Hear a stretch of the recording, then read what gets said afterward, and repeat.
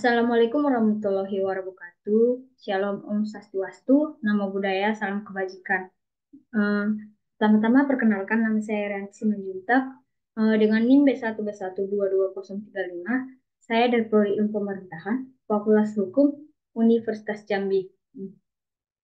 Jadi di sini saya akan membahas mata kuliah potensi keuangan berbasis lingkungan, yaitu mengenai green economy. Eh, maaf, yaitu mengenai blue economy. Eh, Pertama-tama,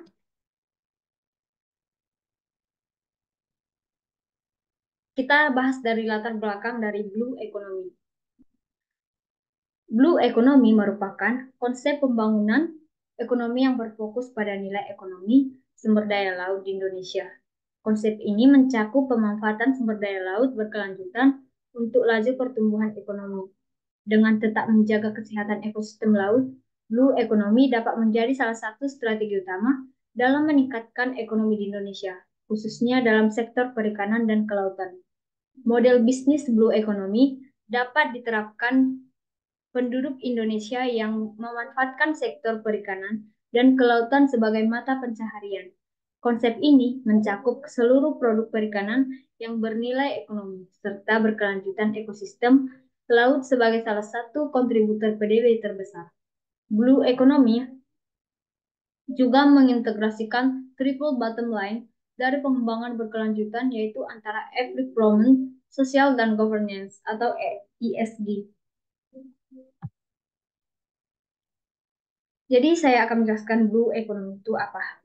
Blue Economy adalah konsep pembangunan ekonomi yang menitikberatkan pada pemanfaatan sumber daya laut secara berkelanjutan dengan tetap menjaga kesehatan ekosistem laut.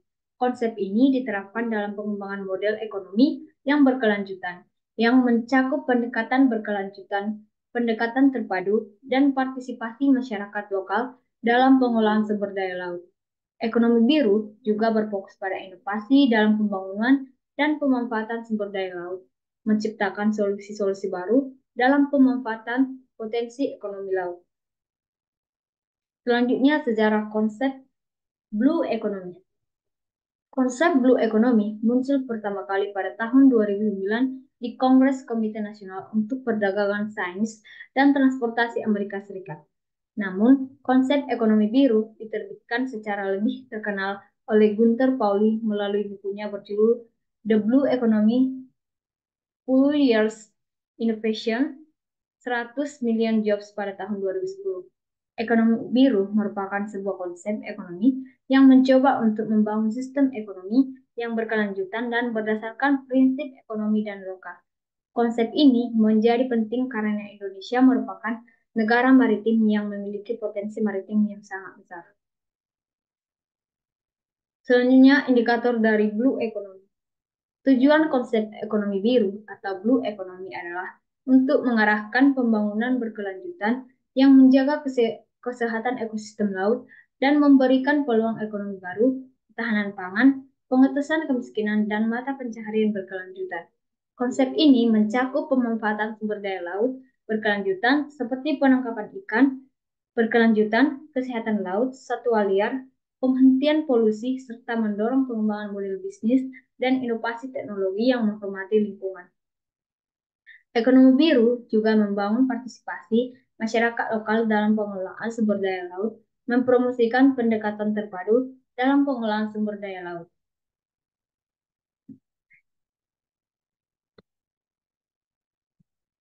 Adapun pengembangan ekonomi biru di Indonesia atau blue economy. Yang pertama itu sejumlah negara termasuk Bangladesh, Pakistan, Afrika, Tunisia, Uni Eropa, dan negara-negara di kawasan APEC dengan menerapkan atau mencoba menerapkan konsep ekonomi biru dalam pengolahan sumber daya laut dan kegiatan perikanan. Inisiatif pengembangan ekonomi biru dilakukan melalui konsultasi lokalnya dan strategi nasional atau regional. Uni Eropa misalnya telah menerapkan strategi Blue Growth sejak tahun 2012 dan mengeluarkan laporan tentang kemajuannya pada tahun 2017. ASEAN juga telah berkomitmen untuk mempromosikan ekonomi biru melalui deklarasi pemimpin ASEAN tentang ekonomi biru yang mencakup penggunaan pengelolaan dan konservasi sumber daya laut yang berkelanjutan untuk pertumbuhan ekonomi lintas sektor. Kegiatan ekonomi biru meliputi berbagai sektor seperti aquaculture, tujuan aquaculture perikanan, pariwisata, transportasi, energi laut, dan lainnya dengan tujuan meningkatkan pertumbuhan ekonomi, lapangan kerja, dan memperbaiki lingkungan sambil menjaga ekosistem laut yang sangat penting. Adapun penerapan yang diterapkan oleh pemerintah dalam pengembangan ekonomi biru bagi perekonomian berkelanjutan di Indonesia, yaitu pengembangan ekonomi biru di Indonesia menunjukkan tantangan dalam menyeimbangkan pertumbuhan ekonomi dengan keberlanjutan lingkungan. Contoh implementasi ekonomi biru di wilayah Asia Selatan, termasuk Bangladesh, menyoroti pentingnya data yang tersedia untuk pengambilan keputusan yang efektif.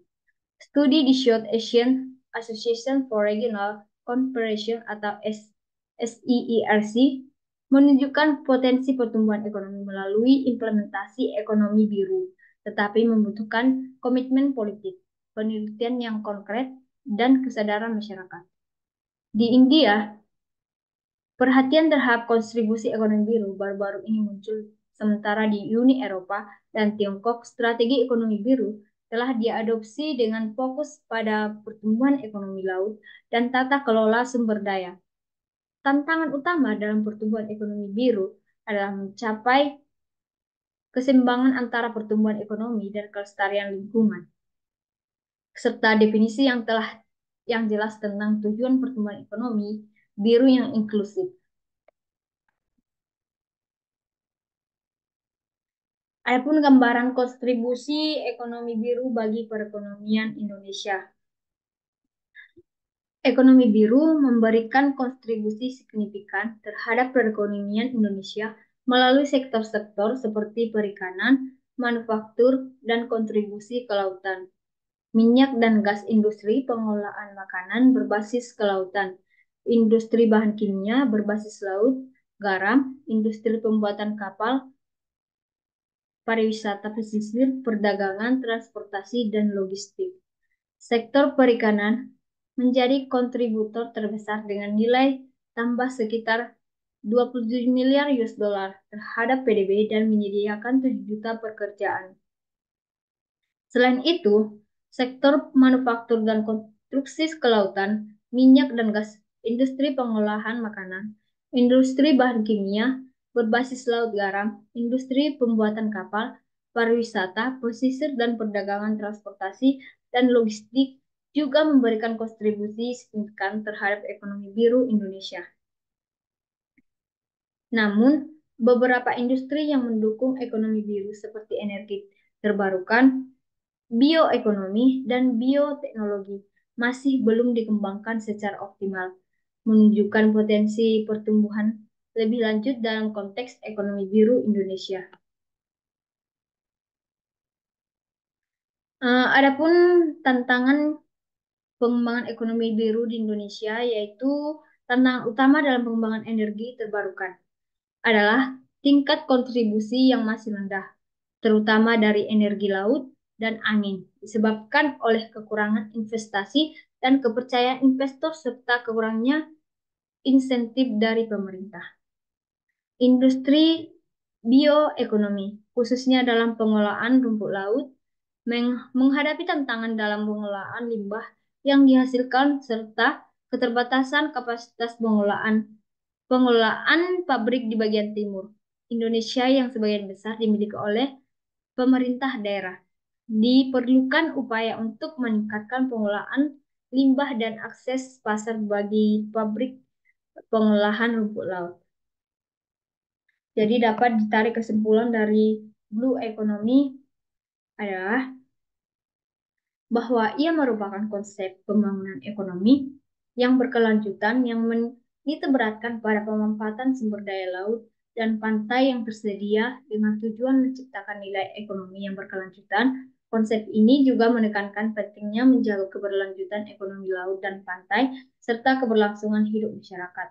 Blue economy mengacu pada penggunaan sumber daya kelautan secara berkelanjutan, peningkatan nilai tambah produk dan jasa, dan sektor kelautan dan perikanan, pengembangan teknologi dan inovasi untuk pemanfaatan sumber daya laut dan pantai, peningkatan keamanan pangan melalui pengembangan budidaya laut dan perikanan berkelanjutan, pengelolaan risiko bencana alam dan perubahan iklim di sektor kelautan dan pantai, serta pemberdayaan masyarakat pesisir dan nelayan. Blue economy juga merupakan tangkapan terhadap tantangan globalisasi seperti perubahan iklim, kekurangan energi, dan krisis pangan. Jadi, sekian yang bisa saya paparkan mengenai blue economy. Semoga apa yang saya sampaikan bermanfaat bagi orang-orang yang menonton video saya. Saya pamit undur diri. Sekian dan terima kasih. Bye-bye. Jangan lupa subscribe ya.